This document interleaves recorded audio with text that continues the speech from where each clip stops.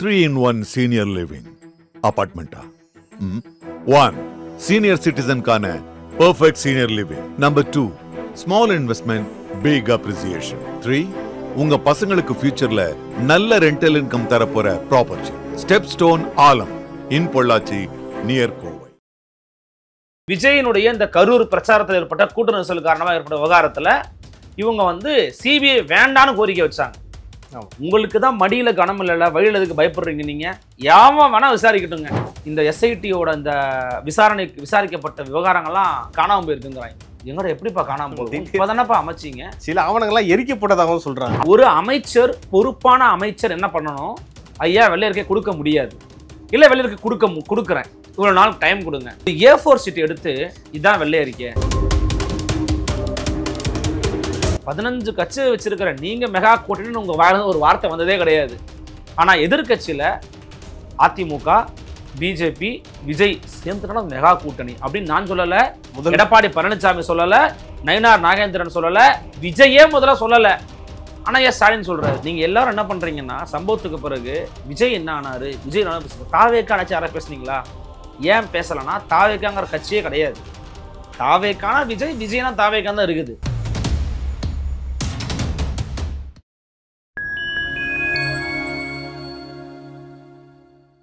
Fine time media நேயர்களுக்கு வணக்கம். இன்று நம்மோடு இணைந்திருப்பவர் ஊடகவியலாளர் திரு அருள்மொழிவர்மன் அவர்கள். வாருங்கள் அவரிடம் அரசியல் சார்ந்த பல்வேறு கேள்விகளை முன்வைக்கலாம்.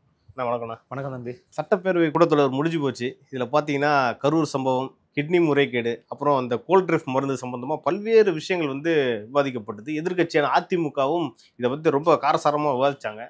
அதில் பார்த்தீங்கன்னா குறிப்பாக அதிமுக ஃபர்ஸ்ட் நாள்லேருந்து இந்த பிளாக் பேண்டு, அப்புறம் கிட்னிகள் ஜாக்கிரதைன்ட்டு நேற்று ஒரு பேண்டு போட்டிருந்தாங்க. அதே மாதிரி இன்னைக்கு பார்த்தீங்கன்னா உருட்டு கடையாள்வான்னு திமுகவோட அந்த வாக்குறுதிகள்லாம் நிறைவேற்றலன்ற மாதிரி இந்த கவனம் இருக்கிறாங்களேண்ணா. அதெல்லாம் நீங்க எப்படி பாக்குறீங்க? அவங்களுக்கு இதெல்லாம் பிளஸ்ஸா போய் முடிஞ்சிருக்கா இந்த வாட்டி? இல்ல, இந்த முறை இந்த 4 நாட்கள் நடந்து முடிந்திருக்கக்கூடிய இந்த திமுக தமிழக அரசினுடைய சட்டமன்ற கூட்டத்தொடர் அப்படிங்கிறது பல்வேறு விதமான எதிர்பார்ப்புகள் மத்தியில கூட்டப்பட்டுச்சு. முக்கியமா தமிழ்நாட்டில் கரூர் சம்பவத்தை குறித்து பேசுவாங்க தெரியும். ஆனா தொடர்ச்சியாக இந்த அரசினுடைய கூட்டணி கட்சிகளாக திகழக்கூடிய சிபிஎம், விசிக போன்ற சக்திகள் முன்வைத்திருக்கக்கூடிய இந்த ஆணவ கொலைக்கு எதிரான தனிச்சட்டத்தை ஏற்றிடுவாங்க, டிராஃப்டாவது வெளிவரும் அப்படிங்கிற மாதிரி பார்த்தோம். அதற்கான ஒரு அறிவிப்பு இல்லை. அதாவது அதை பத்தி அவங்க எதுவும் பண்ணிட்டோம், செஞ்சிடும் எதுவும் சொல்லலை. அது ஒரு நெகட்டிவான ஒரு விஷயம். இன்னொன்று, புதிய விஷயங்களை பண்ணுவாங்கன்னு நம்ம பார்த்தோம், எதுவுமே இல்லை. நெல் கொள்முதல் பத்தின கூட நேற்று விவாதங்கள் நடந்திருக்கிறது. அது ரொம்ப பாசிட்டிவான சைன் கிடையாது. நமக்கு தெரிஞ்ச பல அறிஞர் பெருமக்கள் சொல்றது பார்த்தீங்கன்னா, இந்த ஆட்சிக்கு அமைந்த பிறகு இவங்களுடைய பட்ஜெட்ல இவங்க பண்ண ஒரு முக்கியமான விஷயத்த ஒன்று பண்ணாங்க சார். நீங்க கவனிச்சிருப்பீங்க, எப்போதுமே ஒரு மாநில அரசு இது வரைக்கும் எக்கனாமிக் சர்வே வெளியிட்டதே கிடையாது. ஆனா திமுக அரசு அதை பண்ணாங்க. ஒன்றிய அரசு அதை பண்ணுவாங்க. எப்பயுமே ஒரு பட்ஜெட்டுக்கு முன்னாடி எக்கனாமிக் சர்வே பார்ட் 1 பார்ட் 2 வெளியிடுவாங்க. இவங்க அந்த மாதிரி எக்கனாமிக் சர்வே போட்டாங்க. அதுல இருந்தெல்லாம் ஒட்டுமொத்தமா மறைக்கப்பட்ட ஒரு விவகாரம்னு பார்த்தீங்கன்னா, விவசாயத்துல இந்த முறை நம்முடைய அரசாங்கம், நம்முடைய மாநிலம் நெகட்டிவ் குரோத்ல போய்கிட்டு இருக்கு அப்படிங்கிற ஒரு உண்மை. இதை பத்தி அவங்க வெளிப்படையா பேசவும் கிடையாது. தமிழ்நாடு தானே தனி பட்ஜெட் போடுறாங்க விவசாயிகளுக்கு. அது நீங்க தனி பட்ஜெட் போட்டாலும் சரி, என்ன நீங்க பண்ணாலும் சரி, இதுல பண்ணி இருக்கக்கூடிய மோசடித்தனங்களை அம்பலப்படுத்துறதுக்குன்னு நம்ம தனி காணொலி தான் போடணும். அந்த அளவுக்கு பல விதமான பிழைகள் நடந்திருக்குது. ஏங்க, அண்டை மாநிலத்துல ஒரு விவசாயி பாதிக்கப்படுறான், வேற ஒரு விவசாயி பாதிக்கப்படுறான்னா உடனடியாக அவங்க ஃபைட்டை பண்ணி ஒன்றிய அரசு கிட்ட பேசி உடனே வாங்கி கொடுக்குறாங்க. உங்களுக்கு என்ன வந்துச்சு? நேற்று எழுதுறாரு, முன்னாடி எழுதுறாரு கடிதம். ஐயா மரியாதைக்குரிய ஐயா முக ஸ்டாலின் நேற்று எழுதுறாரு, இலங்கையில போய் தமிழ்நாட்டு மீனவர்கள் பாதிக்கப்படுறாங்க, கைது பண்ணிக்கிட்டு இருக்காங்க. தொடர்ச்சியான இலங்கையினுடைய பிரதமர் இந்தியாவுக்கு வந்திருக்கிறாங்க, 3 நாள் பயணம். நேற்று ஜெய்சங்கரை பார்த்து பேசியிருக்காங்க. டெல்லிக்கு போங்க சார், இப்போ அந்த பிரதமரை நாங்க பார்க்கணும் இல்லையா? ஜெய்சங்கரை பார்த்து பேசணும், வந்திருக்காங்க, இப்பயே பேசுங்க. முன்னாடி எங்க மீனவர்கள், நம்ம மீனவர்கள் ஏன் அப்படி பண்றாங்கன்னு கேளுங்க பாப்போம். ஒரு வாரம் அமைச்சராச்சும் யார போனாங்களா? வெறும் கடிதங்கள் வாயிலாக ஏற்கனவே இவங்க விமர்சனம் பண்ணாங்க. ஜெயலலிதா அம்மையார் இருக்கும்போது அண்ணலும் நோக்கினால் அவளும் நோக்கினால் என்பதை போலன்னு மிக கொச்சையான விமர்சனங்களை இன்றைய முதலமைச்சர் மரியாதைக்குரிய முக ஸ்டாலின் அவர்கள் முன் வச்சாங்க. அப்புறம் எதுக்காக இதெல்லாம் சொல்றேன் அப்படின்னா, ஏற்கனவே இருக்கக்கூடிய பல பிரச்சனைகளை பற்றி பேசுவாங்க, அதற்கு ஒரு தீர்வை கொண்டு வருவாங்க அப்படின்னு நம்ம பார்த்தோம். நேற்றைக்கு நம்ம ஆதரிக்க வேண்டிய ஒரு விவகாரம், நான் ஆதரிக்கிறது என்னன்னு பார்த்தீங்கன்னா, ஆளுநருக்கு எதிரான ஒரு விஷயம். ஆளுநர் தொடர்ச்சியா தமிழர்களுக்கு எதிரான ஒரு மனப்போக்கில் இயங்கிக்கிட்டு இருக்காரு. அவருடைய இந்த போக்குங்கிறது வன்மையா கண்டிக்கத்தக்கது. ஃபைன். பட் நீங்க பண்ணிருக்கிற விஷயம் என்ன? கிட்னி திருட்டு தான் சொல்லணும், முறையோட சொல்ல முடியாது சார். கிட்னி திருட்டு விவகாரத்துல உங்கள் சொந்த கட்சி எம்எல்ஏ சம்பந்தப்பட்டிருக்கிறாருன்ற ஒற்றை காரணத்துக்காக மாநில காவல் அதிகாரிகள் இடம்பெற்றிருக்கக்கூடிய அந்த எஸ்ஐடி எதிர்த்து உச்சநீதிமன்றத்துக்கு போறீங்களே, அப்ப நீங்க யாரை காப்பாற்றுவதற்காக? திருடர்களை காப்பாற்றுவதற்காக, சிறுநீரக திருடர்களை காப்பாற்றுவதற்காகத்தான் உச்சநீதிமன்றத்துக்கு போறீங்க அப்படின்னா இதை ஏன் கேள்வி கேட்காம இருக்கணும்? ஏன்னா அது உங்க காசு, ஏன் காசு, இவர் காசு. நம்மளுடைய வரி பணத்துலதான் முகுல் ரோத்கி வாதாடுறாரு, எல்லாம் வாதாடுறாங்க. யாரு வரி பணம்? நம்ம வரி பணம் சார். ஒரு சிட்டிங்கு 40 லட்சம் 30 லட்ச ரூபா வாங்குறாரு அவரு. எதுக்கு நம்ம அப்போட்டு காசு நம்ம கொடுத்துக்கிட்டு இருக்கோம்? அப்பீல் போகும்போதே இவங்க வந்து எக்ஸ்போஸ் ஆயிட்டாங்கன்னு நினைக்கிறீங்க? என்னன்னா அது எக்ஸ்போஸ் ஆனதை கூட, அதாவது இந்த ஈயம் பூசணா மாதிரி இருக்கணும், பூசாத மாதிரி இருக்கணும்னு சொல்லுவாங்க பாத்தீங்களா, அந்த மாதிரி அங்க போன பிறகு நாங்க எஸ்ஐடி எதிர்த்தெல்லாம் போல, அதிகாரிகள் வேணான்னு போனோம். எஸ்ஐடில மாநில அரசு அதிகாரிகள் வேணும்ன்ற மாதிரி இது என்ன மாதிரி அணுகுமுறை? அப்புறம் எதுக்கு சார் சுப்ரீம் கோர்ட் எஸ்ஐடி? மாநில அரசு எஸ்ஐடியே இருந்துட்டு போயிடலாமே. இவங்க தொடர்ச்சியா பல விவகாரங்கள்ல அம்பலப்பட்டுக்கிட்டு இருக்காங்க சார். அதுல மிக முக்கியமான விவகாரம் ஆம்ஸ்ட்ராங் வழக்குக்கு சிபிஐ கொடுத்தார் ஜஸ்டிஸ். அது எதிர்த்து போனாங்க, ஆமா சிபிஐ தான் சொல்லி முடிச்சு விட்டாங்க. கிட்னி திருட்டு வழக்குல எஸ்ஐடி எதிர்த்து போனாங்க, ஆமா எஸ்ஐ சொல்லி முடிச்சு விட்டாங்க. விஜயனுடைய இந்த கரூர் பிரச்சாரத்தில் ஏற்பட்ட கூட்ட நெரிசல் காரணமாக ஏற்பட்ட விவகாரத்துல இவங்க வந்து சிபிஐ வேண்டான்னு கோரிக்கை வச்சாங்க. உங்களுக்கு தான் மடியில கனம் இல்ல, வழியில எதுக்கு பயப்படுறீங்க? நீங்க யாவ வேணா விசாரிக்கட்டுங்க, எங்களுக்கு எந்த பிரச்சனையும் கிடையாது அப்படின்னு ஓப்பனா சொல்லலாம்ல. இன்னைக்கு ஒரு செய்தியை நான் பார்த்தா சப்ஜெக்ட் டு கரெக்ஷனா கூட இருக்கலாம். இந்த எஸ்ஐடியோட இந்த விசாரிக்கப்பட்ட விவகாரங்கள்லாம் காணாம போயிருக்குங்கிறாங்க. எங்கட எப்படிப்பா காணாம போகும்? இப்பதானப்பா அமைச்சிங்க. சில ஆவணங்கள்லாம் எரிக்கப்பட்டதாகவும் சொல்றாங்க. அவங்க அவர் என்ன சொன்னாரு, மரியாதைக்குரிய வில்சன் எம்பி என்ன சொன்னாங்கன்னா, நாங்க எஸ்ஐடி இது வரைக்கும் விசாரிச்சதா அப்படியே சிபிஐ ஒப்படைப்போம், எங்களை நம்பி இருக்குது உச்சநீதிமன்றம்லாம் மாறுதட்டி சொன்னாங்க. என்ன நடந்துகிட்டு இருக்கு? அப்ப என்னமோ பிரச்சனை இருக்குது. ஸோ இப்படி தொடர்ச்சியான குட்டுகளை வாங்கிக்கிட்டு இருந்தாங்க. இன்னைக்கு உண்மையிலேயே அண்மை காலங்களில் எனக்கு விமர்சனங்கள் இருந்துச்சு. அதிமுகவோ பாமகவோ மற்ற எதிர்கட்சிகளோ ஒரு வீரியமான ஒரு விஷயத்த கையில் எடுத்து பண்ணாமல் இருந்தாங்க, அல்லது பண்ணாலும் இன்னைக்கு இருக்கக்கூடிய தமிழ்நாட்டின் ஊடகங்கள் அதை பெருசுபடுத்தி போடவும் மாட்டாங்க. இப்பதான் சூடுபிடிக்க ஆரம்பிச்சிருக்கு. முக்கியமா இவங்க பண்ணிருக்கிற டாக்டிக்கலான ஒரு மூவ். ஒரு கருப்பு பேட்சுங்கிறது இயல்பான ஒண்ணு சார்.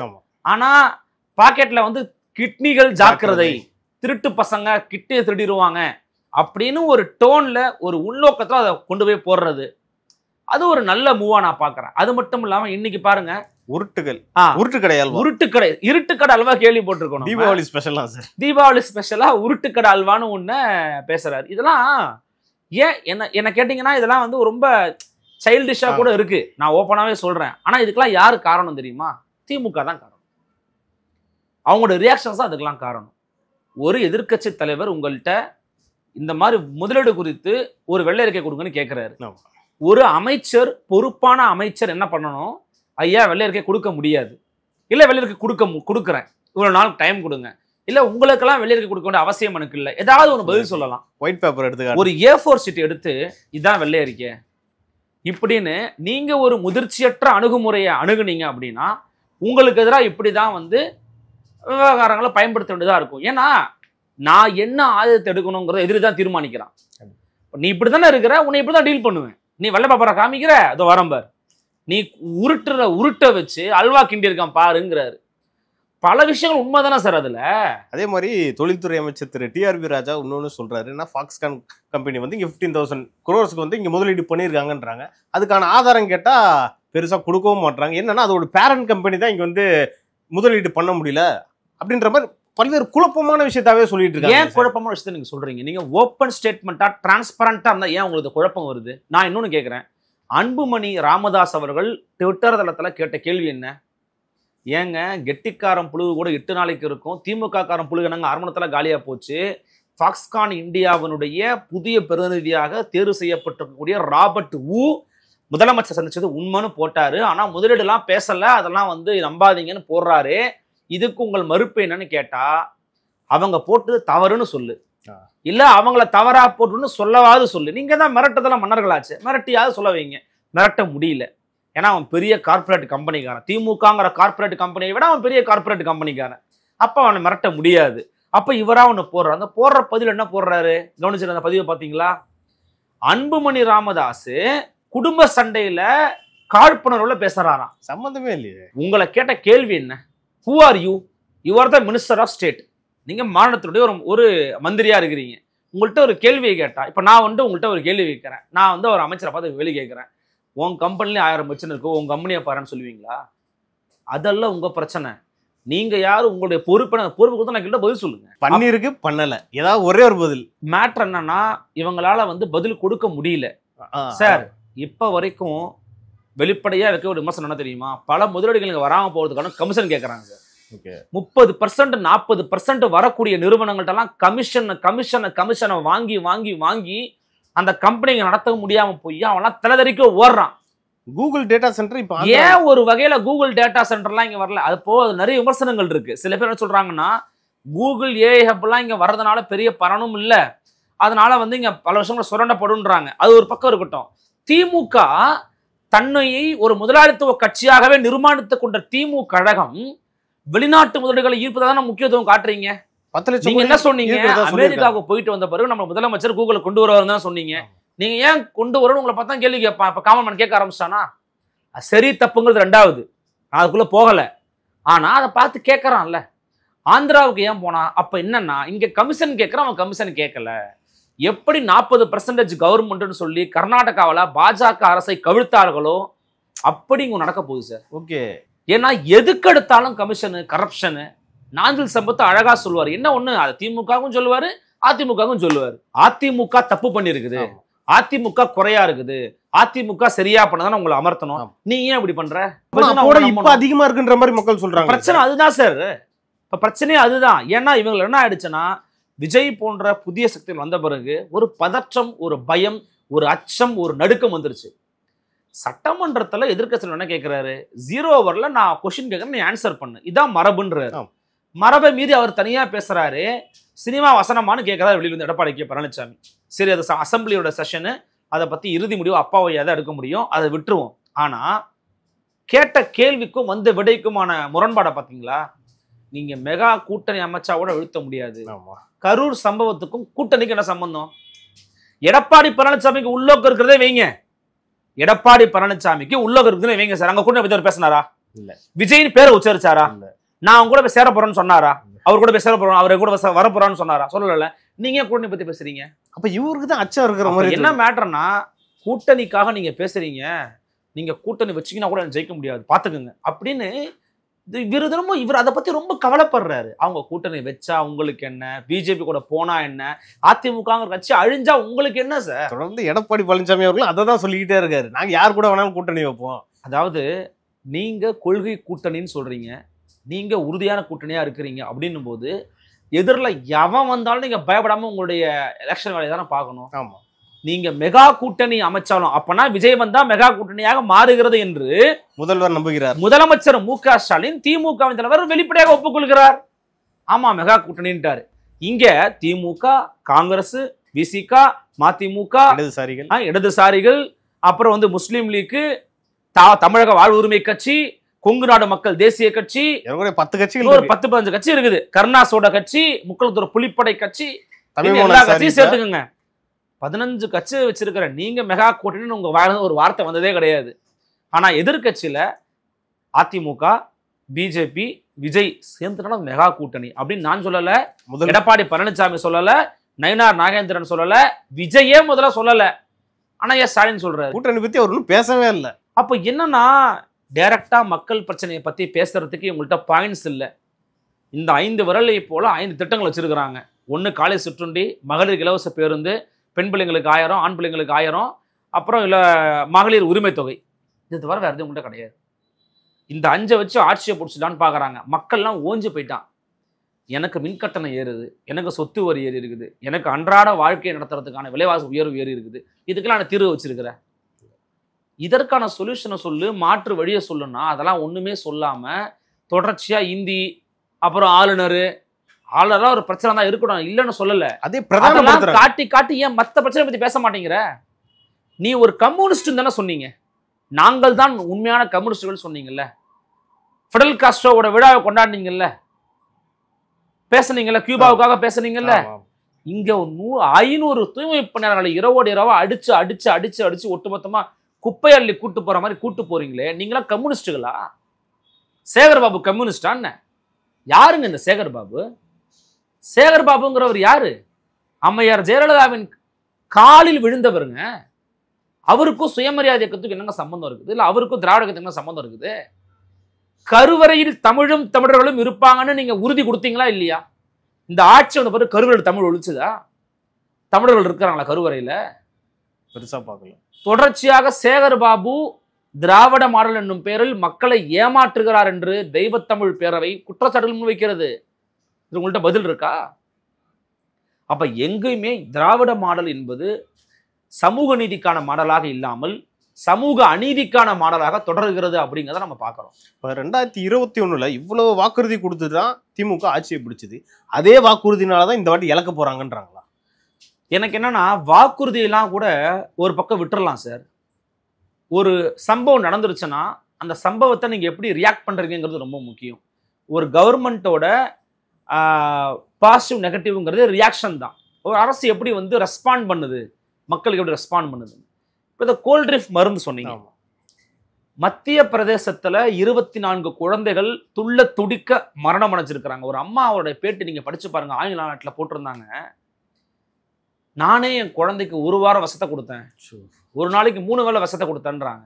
அந்த அம்மாவோட மனசு எப்படி சார் இருந்துரும்? அந்த 24 குழந்தைகளுடைய மரணத்துல தமிழ்நாட்டுல மாநில மருந்து கட்டுப்பாட்டு வாரியத்தில் இருந்த எத்தனை அதிகாரிகள் வாங்கின லஞ்சம், அந்த ஊழல், அந்த நிர்வாக முறைகேடு அதுக்கு காரணமா இல்லையா? இந்த விவகாரம் நடந்த பிறகுதான் அந்த கம்பெனி மேல 364 வயலேஷன்ஸ் இருக்குன்னு கண்டுபிடிச்சிருக்கிறான். நீ மாற்று திட்டத்தை ஒண்ணு முன்வைக்கிற.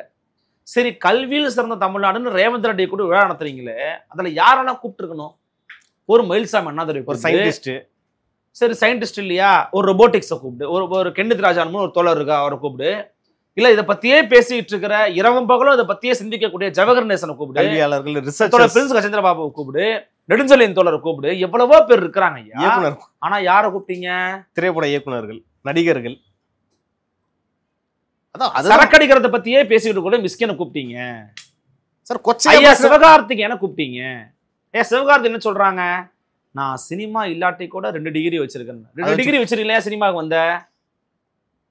ஏன்னா வேலை கிடைச்சிருக்காது. சார் வேலை கிடைச்சா நீங்க சினிமாவில் இருக்கீங்களா? சார் நான் கொச்சையா பேச விரும்பல. எந்த விதமான பெரிய ஒரு பின்புலமோ தகுதியோ கல்வி ரீதியா இல்லாமலேயே நீங்க செழிக்க முடியும்னா ஒருத்தர்னா அது சினிமா துறை தான். நான் தப்பா சொல்லல. உங்களுக்கு அடிப்படை கல்வி கூட உங்களுக்கு தேவை கிடையாது. If you have a talent, நீங்க நல்லா டான்ஸ் ஆடுவீங்களா, உங்களுக்கு கண்டிப்பா வாய்ப்பு இருக்கு. மக்களை சிந்திக்க விடாம மக்கள் நடுத்தருவில் நிப்பாட்டி இவ்வளவு கேவலமான போதைகளை மக்களுக்கு கொடுத்து அடிமையாக்குற இந்த ஆட்சியெல்லாம் காவல்துறை சும்மா விட மாட்டாங்க. ஆக்ஷன் எடுத்துக்கிட்டு தானே சார் இருக்காங்க. காவல்துறைக்கு தெரியாம நடக்கிறேன்னு நினைக்கிறீங்களா நீங்க? ஒரு ஏரியாவில் ஒருத்தன் கஞ்சா விற்கிறான், மெத்து விற்கிறான், திருட்டு பயலா இருக்கிறான்னா கண்டிப்பா காவல்துறைக்கு தெரியும் சார். காவல்துறை திறவெல்லாம் பண்ண முடியாது சார். காவல்துறையில் இருக்கிற எல்லாரும் கருப்பாடுன்னு சொல்லலாம், நல்லவங்க இருக்கிறாங்க தான், இல்லைன்னு மறுக்கல. ஆனா அவங்களுக்கு தெரியாம இருக்குதுன்னு சொல்லக்கூடியது மாதிரியான ஒரு பொய்யே கிடையாது உலகத்துல. திரு விஜய் அவர்களுக்கு 23% வாக்கு வங்கி இருக்கிறதா ஒரு தகவல் வருது. அது ஏற்கிறீங்களா நீங்க? யார் சொல்லியிருக்கா, எங்க சொல்லியிருக்காங்க? ஒரு மும்பை சேர்ந்த ஒரு நிறுவனம் சொல்லியிருக்கு. அவங்க எடுத்திருக்காங்க, சர்வே எடுத்திருக்காங்க. விஜய்க்கு 23% இருக்குன்னு சொல்றாங்க. இல்ல சார், அதாவது நான் கருத்து கணிப்புகள் மேல நம்பிக்கை கிடையாது எனக்கு. அதுவும் எலெக்ஷனுக்கு முன்னாடி இருக்கிறது, இதெல்லாம் எதை பேஸ் பண்ணி எடுத்தாங்கன்னு நமக்கு தெரியாது. அதை பத்தி எனக்கு பெருசா கருத்து இல்லை.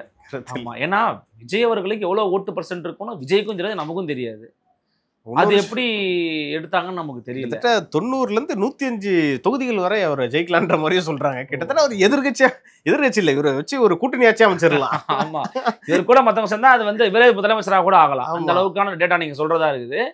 தெரியல, அந்த அளவுக்கு நமக்கு தெரியல. அவ்வளவு தூரம் நான் நான் அவரை கணிப்பு வைக்கல. 10% வருவாருன்ற மாதிரி 10க்குள்ள சொல்லலாம்னு வச்சுக்கோங்களேன். அப்படிதான் இப்போ வரைக்கும் நான் பார்க்குறேன். அதுவும் இந்த கரூர் இன்சிடென்ட்டுக்கு பிறகு அவருடைய நடவடிக்கைகளை எனக்கு பெரிய போதாமை இருக்குது. பெரிய போதாமை. ஒரு இன்ஆக்டிவ் பாலிடிக்ஸை பண்ணுறாரு.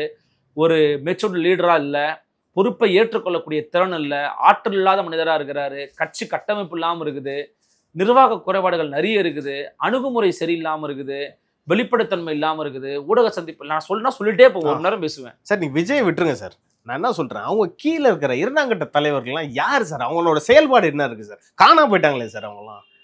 இருக்காங்களா இல்லையா? அதுக்கு உங்களுக்கு முதல்ல கட்சி இருக்கணும். நீங்க எல்லாரும் என்ன பண்றீங்கன்னா, சம்பவத்துக்கு பிறகு விஜய் என்ன ஆனாரு, விஜய் தாவேக்கா ஆச்சு யாராவது பேசுனீங்களா? ஏன் பேசலைன்னா தாவேக்காங்கிற கட்சியே கிடையாது. தாவேக்கான விஜய், விஜய்னா தாவேக்கான் தான் இருக்குது. விஜய் இல்லைன்னா கிடையாது. கிடையாது. விஜய் எடுத்துட்டா எங்கெங்க தாவேக்கா இருக்குன்னு விளையாடுறீங்களா நீங்க? விஜய் தான் தாவேக்கா, தாவேக்கா தான் விஜய். அப்படி இருக்கிறதுங்கிறது ஒரு ஆபத்தான அறிகுறி தமிழ்நாட்டுக்கு. எந்த கட்சியா இருந்தாலும். ஜெயலலிதா என்ன சொன்னாங்க சட்டமன்றத்துக்குள்ளேயே, நான் செத்து போனாலும் 100 ஆண்டு இந்த கட்சி இருக்கும்னாங்க. இப்ப வரைக்கும் இருந்துகிட்டு இருக்கு. மனமார்ந்த வாழ்த்துக்கள். அண்ணா சொன்னாரு சில சட்டங்கள்லாம் இருக்கிற வரைக்கும் அண்ணா தான் ஆள்றான்னாரு. இன்னைக்கும் அண்ணா தான் ஆள்ற மாதிரி திமுகவும் சொல்றாங்க. திமுக சொன்னது கிடையாது, அண்ணா பத்தி பேச மாட்டாங்க. பட் திமுக ஸ்ட்ரக்சர் இருக்கு, கட்சி இருக்கு. பாஜக வளர்ந்துகிட்டு இருக்காங்க. நாம் தமிழர் கட்சி சீமானே பேசினாலுமே கூட ஏன் நான் என்னைய முன்னிறுத்தல, தத்துவத்தை முன்னிறுத்துறேன், தமிழ் தேசியங்கிறத என் கொள்கைன்றது 8% ஓட்டு வாங்கி மாநில கட்சி அங்கீகாரம் வாங்கிட்டாங்க. பிசிக அதுவும் கொள்கை இருக்கிற ஒரு கட்சி தான். கம்யூனிஸ்ட் கட்சி கொள்கை இருக்கிற கொள்கைலாம் அந்த கட்சியே கிடையாது. ஸோ அவங்க கொள்கையோட இயங்குறாங்க. தாவேக்காக என்ன கொள்கை சொல்லிக்கிறாங்க? பிறப்புக்கும் எல்லா உயிருக்கும்ன்றாங்க. அதெல்லாம் கொள்கை தலைவர்ன்றாங்க. அதெல்லாம் கொள்கை கிடையாது. உங்க கொள்கை தலைவர் அக்டோபர் 2ஆம் தேதி காமராஜருக்கு ஏன் நீங்க மரியாதை செலுத்தல? எங்க போனீங்க? நீங்க வேற விஷ் பண்ணல. நீங்க வந்து எனக்கு போன் பண்ணி விசாரிக்கலன்னு ஐயா மருத்துவர் ராமதாஸ் வந்து வருத்தப்படுறாரு. சொல்லாம சொல்றாரு, குறிப்பிட்டு சொல்லல. புதிய கட்சின்றாரு. என்ன விஜய் என்ன எனக்கு வந்து நீங்க வந்து போன் பண்ணி பேசலங்கிறாரு. நான் நினைக்கிறேன்னா அவரே வருத்தத்துல இருக்கிறாரு. அவருக்கு யாராவது ஒருத்தர் வந்து ஆறுதல் சொல்ல வேண்டிய இடத்துல இருக்கிறாரு. பாத்தீங்களா, ஒரு ஆக்டிவான லீடரா இருந்தா எவ்வளவு பேர் சம்பாதனை வெளியில வந்துடணும். ஃபர்ஸ்ட் வெளில வாங்க, மக்களை மீட் பண்ணு. உங்களை ஒன்றும் பண்ண மாட்டாங்க. அனுமதி கேட்கிறேன், 1 கிலோமீட்டருக்கு யாரும் இருக்கக்கூடாது, கிட்ட வரக்கூடாது, தொற்றக்கூடாது.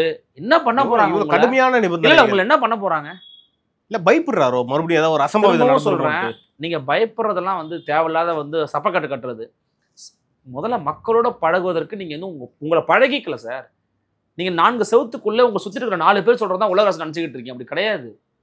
அவங்க உங்களை யூஸ் பண்ணிக்கிட்டு இருக்காங்க. அது வேற. நீங்க யூஸ் பண்ணிக்கோங்க, யூஸ் பண்ணாம கூட போங்க. மக்களுக்கு தேவையில்லாம பிரச்சனைகளை உருவாக்காதீங்கன்ற. ஒண்ணு நேரடியான அரசியலுக்கு வரேன், களத்துக்கு வரேன், நான் சந்திக்கிறேன், தலைவன் ஆயிட்டேன், அவன் கூட நிக்கிறேன்னு சொல்லுங்க. இல்லைன்னா வராதிங்கன்ற. நீங்க வந்தா கூட்டம் வந்துடும் தயவு செஞ்சு வராதிங்க. மகாராசா நீங்க வீட்லயே இருங்க. இவரு நான் வெளில வந்தாலே கூட்டம் வந்துடும், நான் வெளில வந்தாலே வேற மாதிரி ஆயிடும், நான் எவ்வளவு பெரிய ஆளு. அரசியலுக்கு வந்தா நீங்க அவ்வளவு பெரிய ஆள்லாம் கிடையாது. நீங்க எல்லாரும் சாதாரணமான ஆட்கள் தான். உங்களுக்கு ஒன்றும் வைர கேடு வச்சிடல. ஏன் எம்ஜிஆர் கிரவுண்டுக்கு வரல, ஜெயலலிதா வரலையா, இல்ல கருணாநிதி வரலையா, இல்ல மத்தவங்க யாரும் வரலையா, இன்னைக்கு திருமாவளவன் போலையா, சீமான் போலையா கிரவுண்டுக்கு? இல்ல அவங்க பின்னாடி இவ்வளவு கூட்டம் வரல. சரி, கூட்டம் வந்துச்சுன்னா நீங்க என்ன பண்ணணும்? அப்போ கூட்டம் வருதுன்னு சொல்லி வராம போகணுமா? அதானே சார் உங்களுக்கு. அப்ப கூட்டம் வருது பாருங்க, நம்ம மக்கள் அதை இருக்கிறாங்க சொல்லுங்க, அதை காட்டி.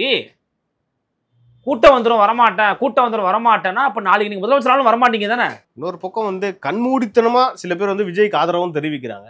இப்படி கட்சியில வந்து அதாவது டிவிக்குன்ற பார்ட்டியில எந்த ஸ்ட்ரக்சருமே இல்லாம நாளைக்கு எலெக்ஷனை சந்திக்க போறாங்களே, அது வந்து சாத்தியமா சார்? எப்படி போய் முடியும்? அதான் நான் திரும்பி சொல்றேன். அவங்களுக்கு வந்து ஒரு அனுபவமின்மை இருப்பதன் காரணமா நிச்சயமா அவங்களுக்கு வந்து ஒரு கூட்டணி தேவைப்படக்கூடிய சூழல் நோக்கி நகர்ந்துட்டாங்க. அதுவும் இந்த செப்டம்பர் 27க்கு பிறகு அது மாறிடுச்சு. காலம் கரூர் முன் கரூருக்கு பின் அப்படின்னு மாறிடுச்சு. எனக்கு தெரிஞ்சு இந்த என்டிஏக்குள்ள விஜய் போவதற்கான சாத்தியக்கூறுகள் கொஞ்சம் கூடுதலா தென்படுதான் நான் அறிகிறேன். அது நடக்கும் நான் சொல்ல வரல. சப்ஜெக்ட் டு கரெக்ஷனாக கூட இருக்கலாம், மாறலாம். ஆனால் சம்பவத்துக்கு பிறகாக அவருடைய பாதைங்கிறத நோக்கி நகரும். எண்ட் ஆஃப் த டே ஒன்று தான் சொல்லுவாரு, மக்கள்லாம் அவர் பாசிசம் பாயாசம் சொன்னா நம்ப நினைச்சுக்கிட்டு இருக்கீங்களா நீங்க? மக்களுக்கு தெரியும் சார். 2026 யாருக்கான எலெக்ஷன் சொல்லுங்க? கண்டிப்பா 2026 யாருக்கும் போட்டி? கருணாநிதிக்கும் மன்னிக்கணும் ஐயா ஸ்டாலினா, எடப்பாடியா, சீமானா, விஜயா அப்படின்னு 4 முனை இருந்துச்சு. விஜய் அங்க போய் சேர்ந்துட்டாருன்னா 3 முனையா மாறும். அவன் என்ன பண்ணுவாரு, நான் வந்து கொடுமையான திமுக வீழ்த்துவதற்கு அதிமுக கூட்டணி வைக்கிறேன். இது வந்து எப்படி பிஜேபியோட கருணாநிதி கூட்டணி வைக்கும் என்ன சொன்னாரு, காமன் மினிமம் ப்ரோக்ராம் போட்டாரு. நான் காமன் மினிமம் ப்ரோக்ராம் போடுவாரு சார். பார் உள்ளவரை, நீர் உள்ளவரை, நிலம் உள்ளவரை கூட்டணியே கிடையாது திராவிட கட்சியோட, அது தாயோடு புணர்வதற்கு சமம்னு சொன்னாராலே ஐயா ராமதாஸ். என்ன பண்ணாரு 2019 கூட்டணி வச்சாரு, முடிஞ்சு போச்சு. நீங்க இதெல்லாம் தண்ணியில் எழுதி வைக்கலாம் சொல்றதெல்லாம். அப்போ கடைசி வரைக்கும் அவர் சொல்லிட்டு இருந்த டிஎம்கே வர்சஸ் டிவிக்கு எல்லாம் காத்தோட காத்தா போச்சுன்றீங்களா? நான் திரும்பியும் சொல்றேன், இந்த கரூர் சம்பவத்துக்கு பிறகாக அவரால் தனிச்சு நிற்கக்கூடிய ஆற்றல் இருக்குமான்னு நமக்கு பெரிய சந்தேகம் வருது. சரி, அப்படியே தனிச்சு நின்று என்ன ஒன்றும் ஆகாது.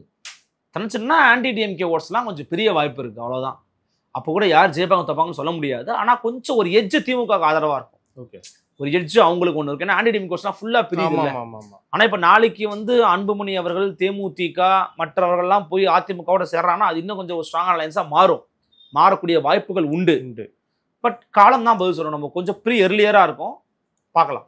ஓகேண்ணா, இன்னைக்கு நடந்த தமிழ்நாட்டில் நடந்த பல்வேறு அரசியல் நிகழ்வு குறித்து நம்ம நிறைய பேசணும். இது குறித்து அடுத்தடுத்த நிகழ்ச்சிகள் இன்னும் நம்ம டீட்டெயிலாக பேசலாம்ண்ணா. நன்றி. மிக்க நன்றி.